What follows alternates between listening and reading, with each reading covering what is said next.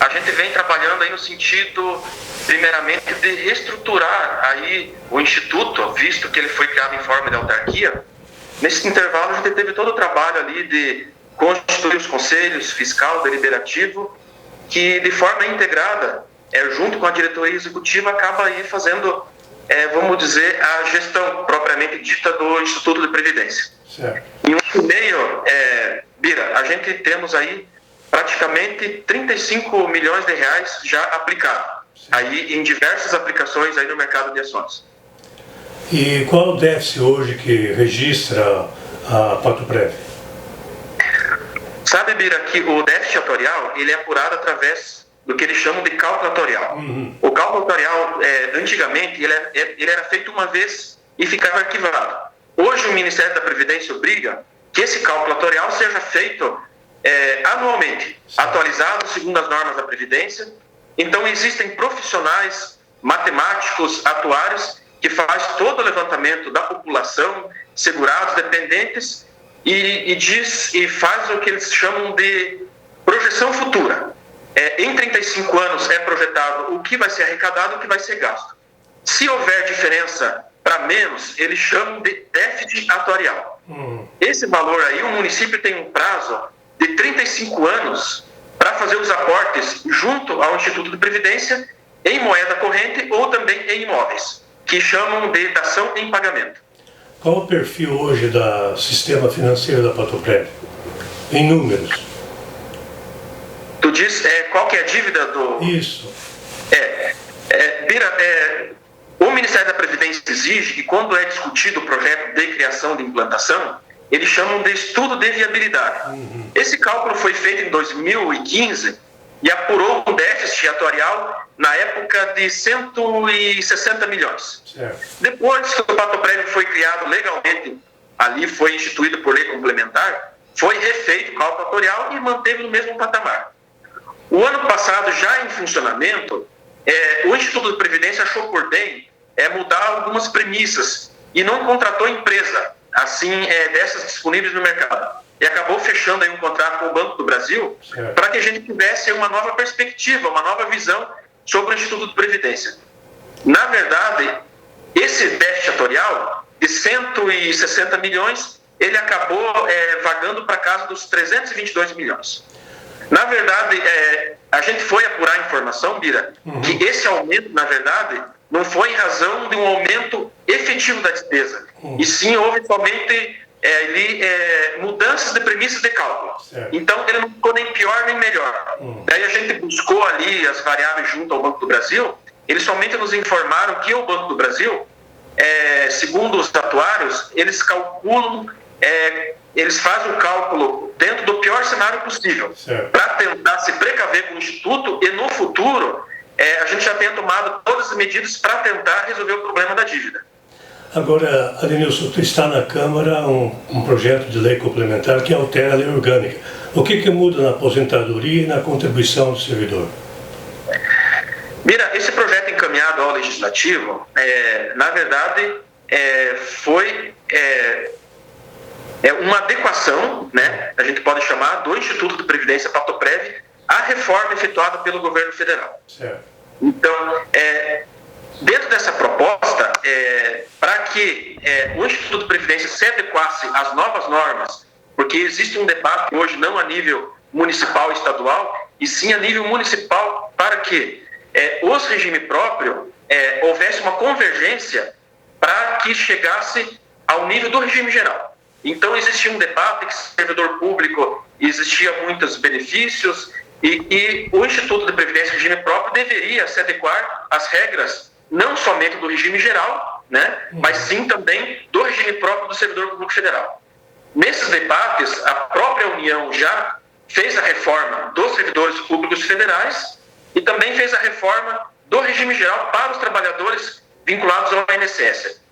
E esse encaminhamento desse projeto aí para o Legislativo foi para fazer as adequações a nível geral, a nível federal, da qual essa proposta de emenda à lei orgânica basicamente seria a adequação das novas idades, porque o governo federal reformou e já estabeleceu as novas idades para homem e para mulher. com redução, obviamente, de 5 anos, né, para quem atua aí na área do magistério. Então, essa proposta de emenda à lei orgânica foi para tratar das novas idades dentro da nova Previdência. Agora, dentro desse contexto, aqueles que têm já o direito adquirido da aposentadoria, essa lei muda alguma coisa? A questão do direito adquirido é pacificado já pelo STF brasileiro, que se você atingiu 100% da regra na hora da mudança, você tem um direito adquirido. Em alguns países, né, é um pouco diferente. Por exemplo, a gente sabe que na Argentina, se você cumpriu 2/3 do direito, o Supremo Federal da Argentina considera que é direito adquirido. Aqui no Brasil, o nosso STF entende que você tem que ter atingido 100%. Então, no nosso caso aqui, independente do que consta no projeto ou não, o nosso Supremo ele entende que atingido todas as regras ali e requisitos para você adquirir aquele direito da regra antiga, é um direito adquirido. Esses servidores podem ficar tranquilos que não haveria mudança nenhuma. Agora, a integralidade de salário muda alguma coisa com essa alteração? Bira, essa questão da reforma, justamente, foi no objetivo de flexibilizar essa questão do servidor ter esse direito de se aposentar com a última remuneração, independente do que ele tenha contribuído durante a sua vida funcional. Isso daí ele vai ser revogado. Totalmente? Não. Ele não vai ser totalmente. Porque as pessoas, os servidores que ingressaram com aquela idade, naquele marco temporal, que eu posso citar aqui 2 regras que garantem integralidade. São os servidores que entraram até dezembro de 2003 e até dezembro de 98. Esses servidores ainda podem buscar o direito de integralidade. Só que a nova Previdência vai dar uma nova dinâmica.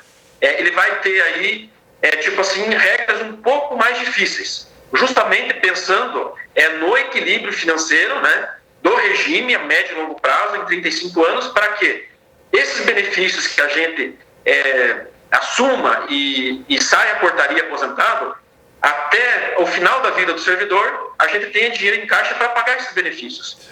Porque, vamos ver, são 2 vias. De um lado, a gente quer, né, tem esse interesse aí, os governantes, de garantir o melhor benefício. E, por outro lado, a gente também se preocupa que os institutos, os regimes próprios, tenham esse dinheiro em caixa para arcar com a aposentadoria.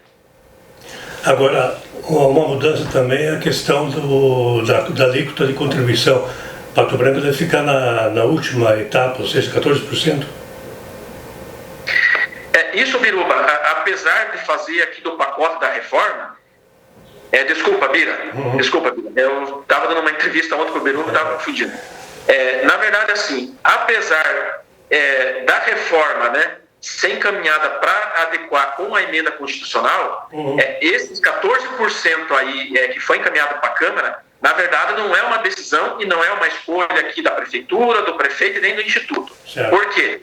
Por força da emenda à Constituição, a 103/2019, que foi aprovada em novembro, ele já obriga todos os municípios e todos os estados que, conforme previsto na Constituição, enquanto houver déficit setorial, a alíquota de contribuição dos servidores, dos municípios e dos estados não pode, em nenhuma hipótese, ser inferior à dos servidores da União.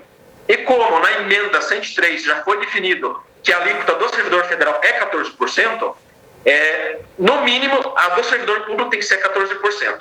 Isso daí, Bira, nós temos o prazo ali imposto pelo Ministério, que a gente tem o prazo até o final de julho para fazer a adequação da alíquota.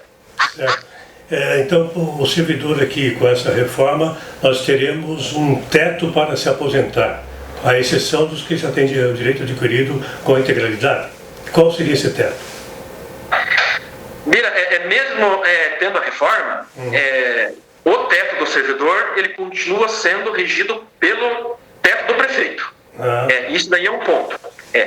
Existe uma nova dinâmica da nova Previdência, que os servidores admitidos passarão a ser regidos pelo teto do INSS, mas não é neste momento da reforma. A gente está em estudos aqui com o Instituto, com a equipe técnica, jurídica, para a criação, né, para a adoção do regime complementar. Após a adoção do regime complementar, os servidores serão regidos, né, pelo teto do INSS. E daí, facultativamente, esses servidores que já estavam no quadro antes da implantação do regime complementar, eles também podem optar, né, da migração para o regime complementar, mas de forma facultativa. Então, tem esses dois cenários. O fechamento da nova Previdência, essa nova roupagem, essa nova dinâmica, nós entendemos que vai se findar quando for implementado o regime complementar de Previdência, que a reforma de novembro de 2019 estabeleceu o prazo de 2 anos. Significa que até novembro de 2021 nós temos ali o prazo para a implementação do regime complementar.